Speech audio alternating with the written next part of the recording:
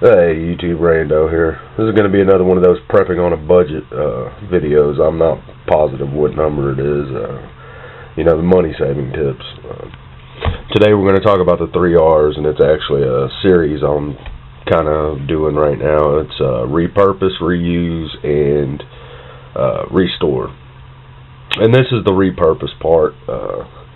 This was actually a refrigerator. It was a cooler to cool tobacco in. It was a tobacco cooler. So like Kansas Skulls, the ones you see in the store. And I was going to use it as a refrigerator, but I noticed it just didn't get real cold. It had a huge vent on the side here that blew out like really hot air. So if it was, if you're just kind of canceling out the air conditioner if you got a big blower heater coming off the side blowing out hot air. So we didn't want to use it. I guess it would have been good in the wintertime, but then again, it's not really cooling inside. In the wintertime, if I could just put something in the windowsill and get it as cool as this thing does. So what I did is I tore it apart, and we use the shelves now as a spice rack, and it works. If I can get a grip on it, so that it's kind of ghetto, I know, but we saved a little bit of money and organized our spices at the same time, so we didn't have to go buy a spice rack. And I have a little spice rack that we did buy. I guess that's just how many spices we have. We have a lot of spices. Another thing I did was and this is really ghetto, but I didn't want to go buy a new tripod. My tripod broke for my camera, and I noticed that the screw on top of my lamp is the same size as the screw that was on my tripod. So I attached it with string to a lamp with a kind of a snake bend adjustable neck there, and now I have a camera tripod, with a light. So kind of neat. And eventually I'll go buy a tripod, but I just didn't have the money for it right now, so needed something to hold my camera, so we repurposed the lamp to, act as a tripod, and it works well. My camera's actually really small and light, so it worked out perfect. Okay, we'll be back with the next part. Okay, so now I want to talk about the reuse, and this can be pretty much anything that's disposable, that doesn't have to be disposable, like Ziploc bags. If you use a Ziploc bag for sugar, just write sugar on it and reuse that Ziploc bag for sugar. You can use it 10, 15 times before you have to throw it away. Same thing with salt. This is one I had oatmeal in, and I have electronics in my camping bag, bug out bag, whatever you want to call it. And I just wanted them to stay dry, so I cleaned out the Ziploc bag that had oatmeal in it, and now it has electronics in it. We reuse light containers. You can put Q-tips or something in here, and then have a little holder for your, compact Q-tip holder, whatever. Another thing we reuse is these.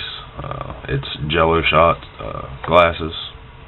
Things are kind of expensive actually, so we reuse them for Jello shots when we do Jello shots, but we also use them. We put like our homemade garlic powder in them, stuff like that. So just be frugal when it comes to disposable items. Now I'm not telling you to reuse your paper towels or whatever, but you can always use dish towels and wash them. So there's always ways to save money, like I said, especially with things that are meant to be disposable. You don't have to dispose of them. Plastic plates, you can wash a plastic plate as long as it's the thick plastic one. I wouldn't do it with paper plates, of course, but plastic plates you can reuse. Plastic silverware we reuse. So there are certain things you can reuse that most people just throw away after the first shot. So we'll come back with the next part. Okay, for the third and final R, it's going to be restore or refurbish, whatever you want to call it. And we refurbish pretty much anything I find that's old. Like this sledgehammer we're going to work on. You can see the handle's really loose. The handle probably needs to be replaced, but we'll try to get some more life out of it. You can see this one. This is one we just redid, and it was in worse shape than this one. I mean, it was horrible. It had a broken end on it, and we fixed it up. It's a little bit dirty, needs to be cleaned, but it looks like a brand new hammer now. Another thing is, you know, old pocket knives, things like that. You can always take them apart, re-glue them, repin them, and make them operate like new again, you know. So there's a lot of things that you can restore that, you know, if you have the time, it doesn't take that long to restore a sledgehammer, you know, or a ball peen hammer, whatever you have. So you don't have to go buy a new one. Okay, sorry about that. Kind of forgot where I was, but anyways, I know we're on the third R, which is restore.